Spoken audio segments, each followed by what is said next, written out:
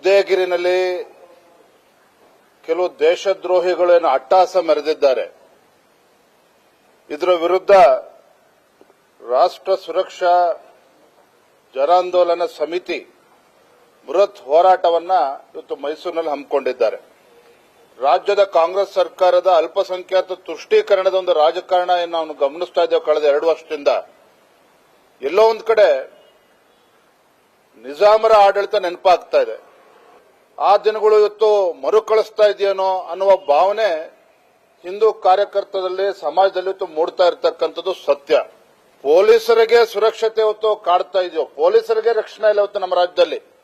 ಮತ್ತೊಂದು ಕಡೆ ಸ್ವತಃ ಗೃಹ ಸಚಿವರು ಹೇಳ್ತಾರೆ, ಅಸಹಾಯಕರಾಗಿ ಹೇಳ್ತಾರೆ, ರಾಜೀನಾಮೆ ಕೊಡಬೇಕಾಗ್ತದೆ ಅನ್ನೋ ಮಾತನ್ನು ಕೂಡ ಅವರು ಆಡಿದ್ದಾರೆ. ಇವತ್ತು ಪೊಲೀಸ್ ಇಲಾಖೆ ಇವತ್ತು ಅಸಹಾಯಕರಾಗಿದ್ದಾರೆ ಅಂತ ಹೇಳಿದ್ರೆ, ಗೃಹ ಸಚಿವರು ಇವತ್ತು ಅಸಹಾಯಕರಾಗಿ ಮಾತನಾಡ್ತಾ ಇದ್ದಾರೆ ಅಂತ ಹೇಳಿದ್ರೆ, ಸಮಾಜದಲ್ಲಿ ಜಾಗೃತಿ ಮೂಡಿಸಿ ನಮ್ಮ ಸಮಾಜದ ಹಿಂದೂ ಸಮಾಜದ ರಕ್ಷಣೆ ಅನಿವಾರ್ಯವಾಗಿ ಇವತ್ತು ಹಿಂದೂ ಸಂಘಟನೆಗಳು ಇಳಬೇಕಾಗಿರ್ತಕ್ಕಂಥದ್ದು ಅನಿವಾರ್ಯ. ಹಾಗಾಗಿ ಮೈಸೂರಿನಲ್ಲಿ ಈ ಬೃಹತ್ ಜನಾಂದೋಲನದಲ್ಲಿ ಪ್ರತಿಭಟನೆಯಲ್ಲಿ ನಾವು ಕೂಡ ಭಾಗವಹಿಸ್ತಾ ಇದ್ದೇವೆ. ಈ ಸರ್ಕಾರಕ್ಕೆ ಎಚ್ಚರಿಸತಕ್ಕಂಥ ಕೆಲಸವನ್ನು ಕೂಡ ನಾವು ಮಾಡ್ತಾ ಇದ್ದೇವೆ. ಬಿಜೆಪಿ ಯಾವ ಬಣ ಪ್ರೊಟೆಸ್ಟ್ ಮಾಡ್ತಾ ಇರೋದ್ರಿ, ಅದು ನನ್ಗೆ ಕ್ಲಾರಿಟಿ ಕೊಡಿ. ವಕ್ಫ್ದು ಒಂದು ಬಣ ಮಾಡ್ತಾರೆ ಅಂತ ಹೇಳಿದ್ರು, ಮಾಡಿಲ್ಲ. ಇನ್ನ ಒಂದು ಯಾವುದೋ ಬೇರೆ ದರ ಏರಿಕೆ ಬಗ್ಗೆ ಮಾಡ್ತೀನಿ ಅಂತೂ ಮಾಡಿಲ್ಲ. ಈಗ ಉದಯಗಿರಿ ಬಗ್ಗೆನೂ ಮಾಡ್ತಾ ಇದ್ದಾರೆ ಅಂತ ಯಾವ್ದು ಬಣದ ಪ್ರೊಟೆಸ್ಟ್ ಇದೆ ಅಂತ ಗೊತ್ತಾದರೆ ನಾವು ಹೇಳ್ಬೋದು.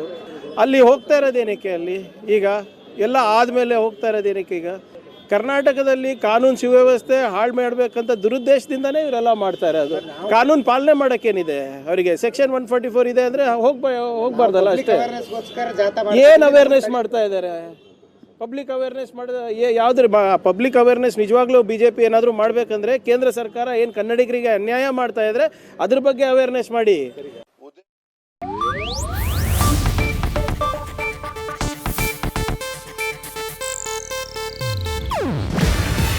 ಇದು ಏಷ್ಯಾನೆಟ್ ನ್ಯೂಸ್ ನೆಟ್ವರ್ಕ್ ಪ್ರಸ್ತುತಿ.